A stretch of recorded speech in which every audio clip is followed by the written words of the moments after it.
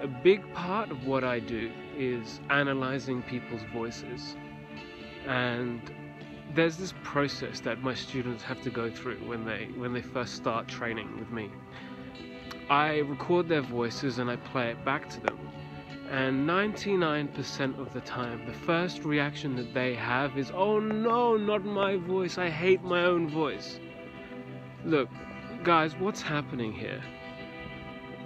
In order to change the way you speak, you have to listen.